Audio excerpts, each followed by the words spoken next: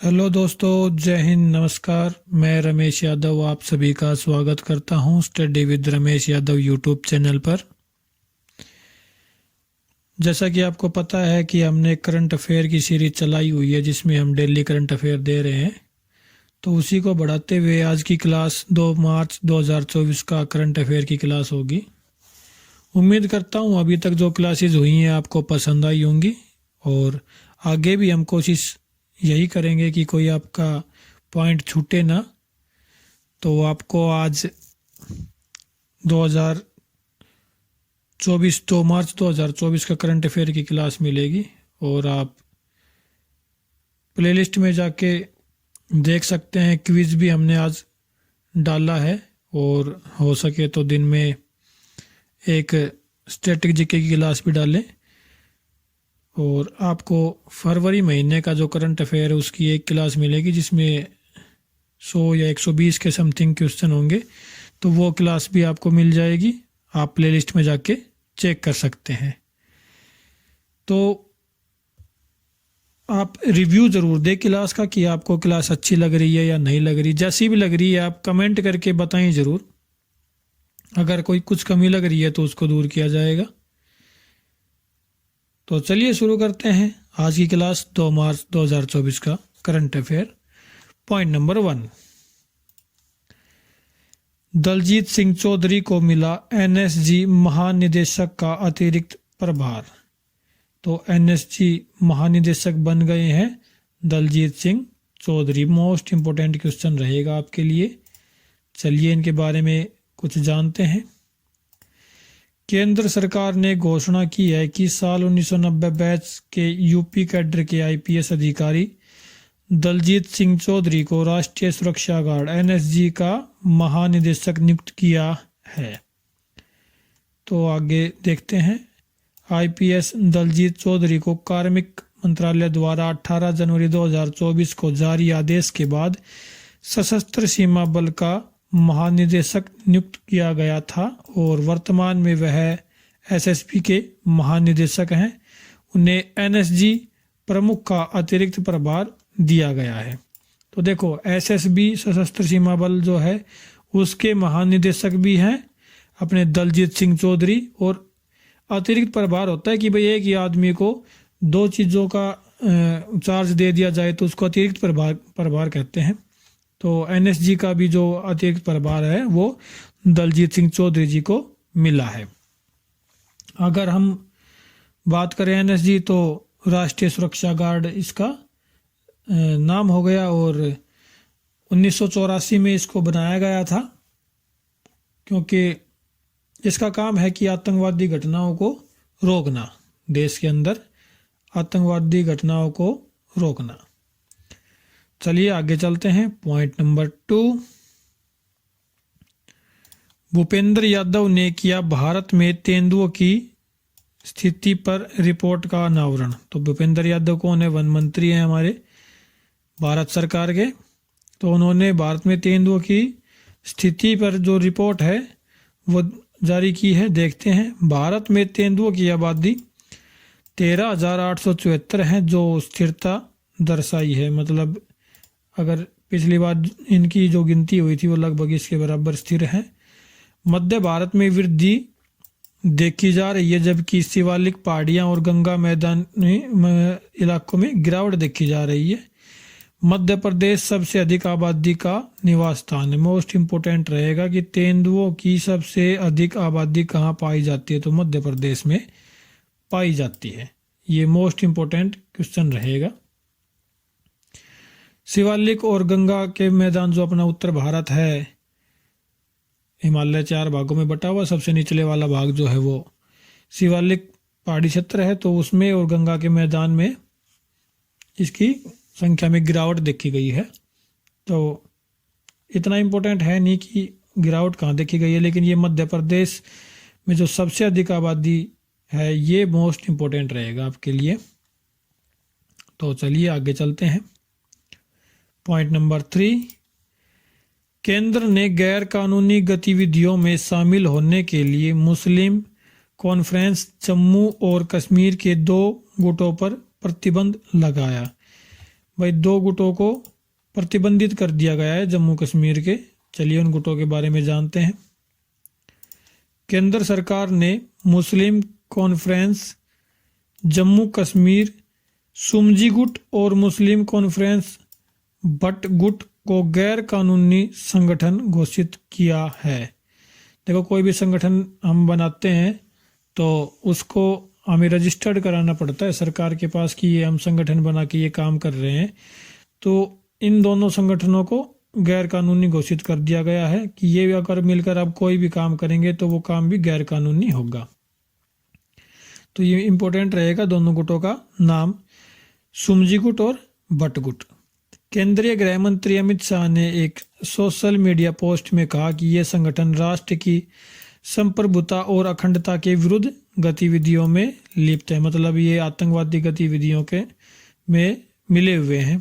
उन्होंने कहा कि नरेंद्र मोदी सरकार आतंकवाद को जड़ से उखाड़ फेंकने के लिए प्रतिबद्ध है और गैर कानूनी गतिविधियों में लिप्त रहने वालों को गंभीर परिणाम भुगतने होंगे।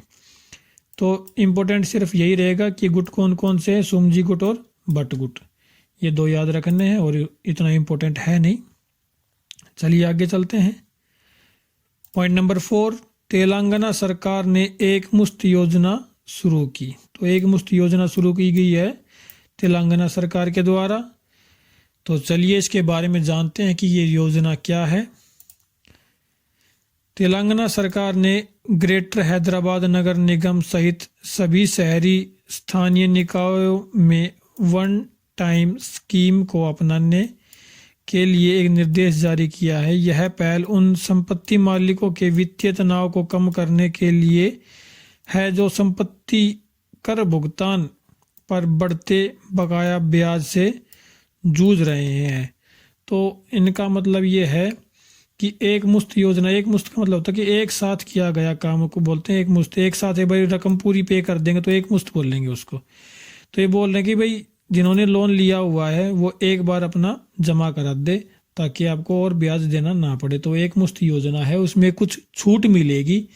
जैसे सरकार योजनाएं निकालती रहती है कि भाई अगर दिसंबर तक आपने पेमेंट जमा करा दी तो आपको 20% ब्याज देना होगा, अदरवाइज अगर जनवरी हो गया तो आपको जितना भी ब्याज है आपका 100% वो देना होगा। तो ऐसे कुछ योजनाएं होती है। तो एक मुश्त योजना भी यही है कि एक साथ अगर आप पैसा जमा कराते हैं तो आपको ब्याज से छुटकारा मिल जाएगा। तेलंगाना के बारे में अगर बात करें तो यहाँ के मुख्यमंत्री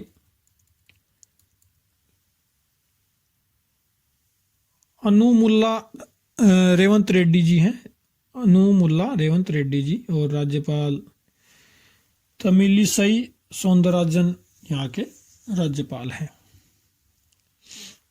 चलिए आगे चलते हैं। पॉइंट नंबर 5,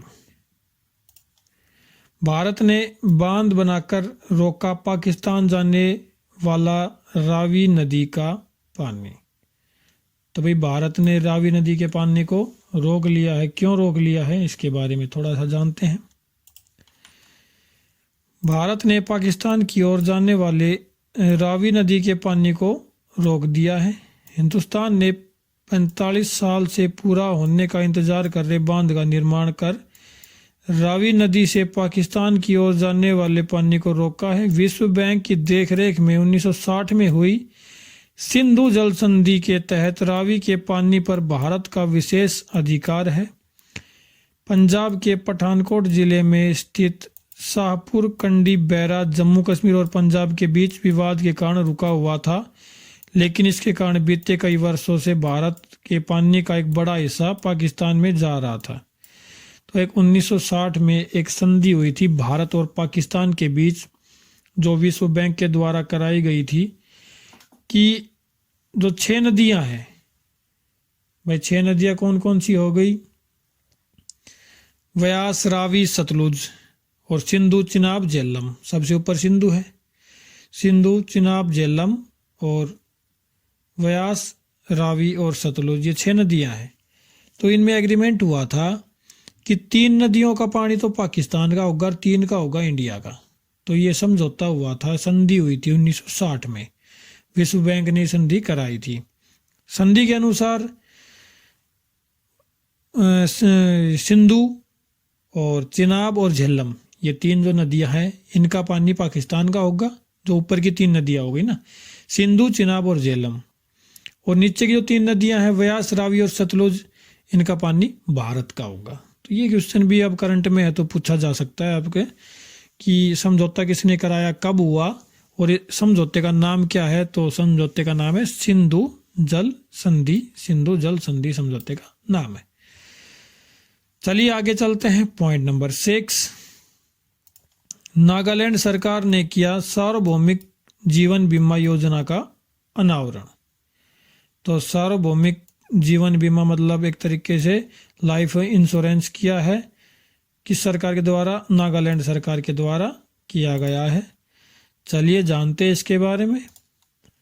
मुख्यमंत्री नेफ्यू रियो के नेतृत्व में नागालैंड सरकार ने एक परिवार के मुख्य कमाने वाले की असामयिक मृत्यु के कारण होने वाली वित्तीय कठिनाइयों को कम करने के उद्देश्य से एक पहल की शुरुआत की है।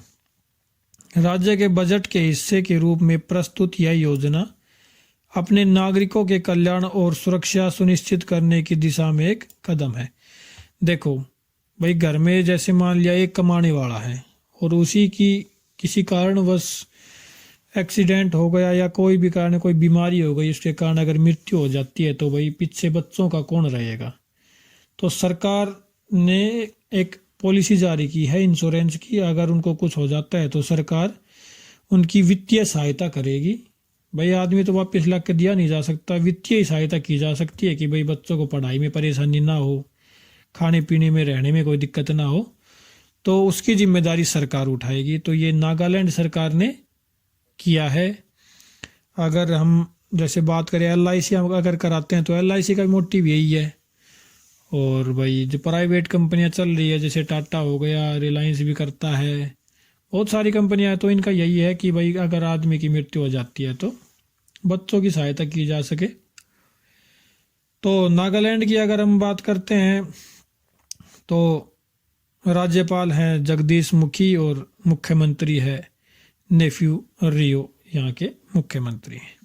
चलिए आगे चलते हैं। पॉइंट नंबर 7, PM मोदी और मॉरिशस के प्रधानमंत्री अगालेगा द्वीप पर नई हवाई पट्टी का किया उद्घाटन। तो भाई PM मोदी ने और मॉरिशस के प्रधानमंत्री ने अगालेगा द्वीप पर ये उद्घाटन किया है। चलिए इसके बारे में जानते हैं।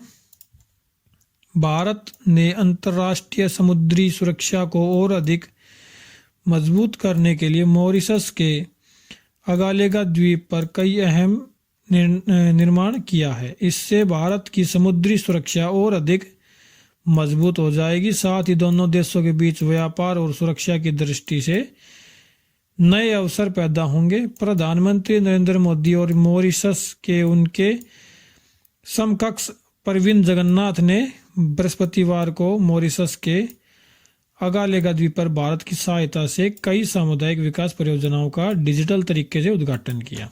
तो देखो याद सिर्फ यही रखना है कि अगालेगा द्वीप पर किसका अधिकार है, तो मॉरिशस का अधिकार है। मॉरिशस की अगर राजधानी की बात करें तो पोर्ट लुइस यहाँ की राजधानी है और मॉरिशस के जो प्रमुख हैं उनका नाम प्रविंद जगन्नाथ है। तो इतना ही अपने प्रधानमंत्री मोदी और मॉरिशस के प्रधानमंत्री ने मिलकर उद्घाटन किया है। सिर्फ ये 3 चीजें याद रखनी है और ज्यादा कुछ याद रखना नहीं है। चलिए आगे चलते हैं। पॉइंट नंबर 8, DRDO ने किया very short range air defence system का सफलतापूर्वक परीक्षण। भाई कम दूरी के लिए एयर डिफेंस सिस्टम क्या होता है, जैसे मिसाइल आ रही है यहाँ से तो ये डिफेंस सिस्टम जो है ये ऐसे टकरा के इस मिसाइल को ख़त्म कर देगा। तो short range air defence system बनाया है DRDO ने। चलिए इसके बारे में जानते हैं। रक्षा अनुसंधान और विकास संगठन ने 28 और 29 फरवरी 2024 को बहुत कम दूरी की वायु रक्षा प्रणाली मिसाइल के 2 सफल उड़ान परीक्षण किए हैं। ये परीक्षण जमीन पर स्थित पोर्टेबल लॉन्चर से किए गए। उड़ीसा के तट पर विभिन्न अवरोधन परिदृश्यों के तहत उच्च ध्वनि वाले मानव रहित हवाई लक्ष्यों को रोकने और नष्ट करने की प्रणाली की क्षमता का प्रदर्शन किया है। तो ये किसके द्वारा किया गया है? डीआरडीओ के द्वारा किया गया है। डीआरडीओ के अगर प्रमुख की बात करें तो doctor Sameer V Kamat DRDO के प्रमुख हैं। और मुख्यालय दिल्ली है, नई दिल्ली में डीआरडीओ का मुख्यालय है। काम क्या है डीआरडीओ का? कि भारत की सेना के लिए हथियार, एक तरीके से हथियार तैयार करना ही काम है डीआरडीओ का।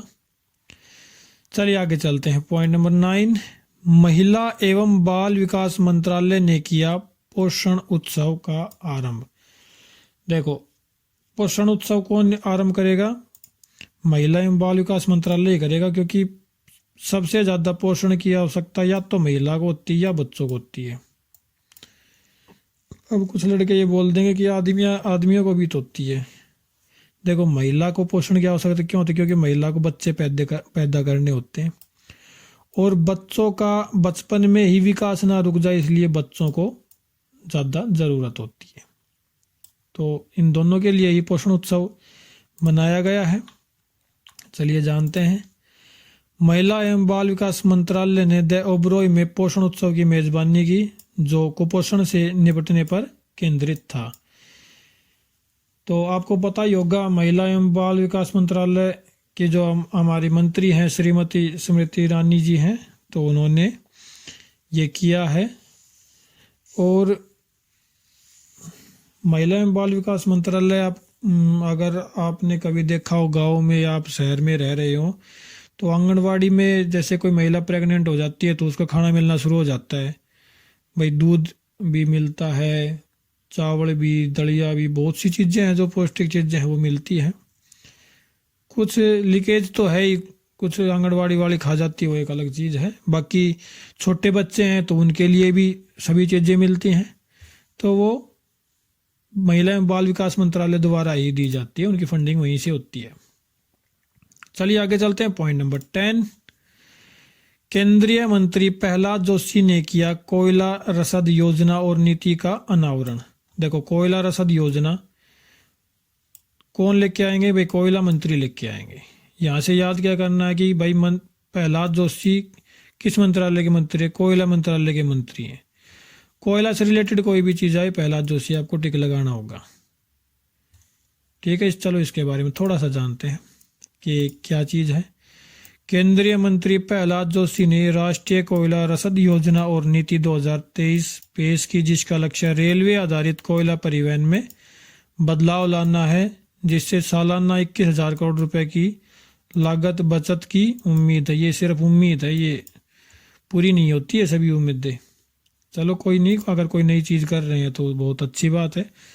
आपको याद ये रखना कि कोयला मंत्री कौन है? प्रहलाद जोशी है। कोयले से रिलेटेड कोई भी क्वेश्चन आए, प्रहलाद जोशी आपको टिक कर देना है। देखो, मेरा थोड़ा समझाने का तरीका अलग है, आपको अगर अच्छा नहीं लग रहा तो आप बता सकते हैं कमेंट करके कि जी प्रोफेशनल तरीके से समझाओ, तो प्रोफेशनल तरीके से समझा देंगे। बाकी देसी तरीके से समझाने में आपको अच्छे से याद हो जाएगी ये चीज़ें। तो यहीं तक थी आज की क्लास। कैसी लगी आपको क्लास? कमेंट करके ज़रूर बताएं, और अगर अच्छे लगे तो लाइक करें, शेयर करें, चैनल को सब्सक्राइब करें, बेल आइकन ज़रूर दबाएं ताकि आपको क्लास डलते ही नोटिफिकेशन मिलता रहे, और ज़रूरतमंद बच्चों तक ज़रूर पहुंचाएं, शेयर ज़रूर करें, रिक्वेस्ट है आपसे। क्लास देखने के लिए आपका बहुत बहुत धन्यवाद। मिलते हैं। Thank you very much.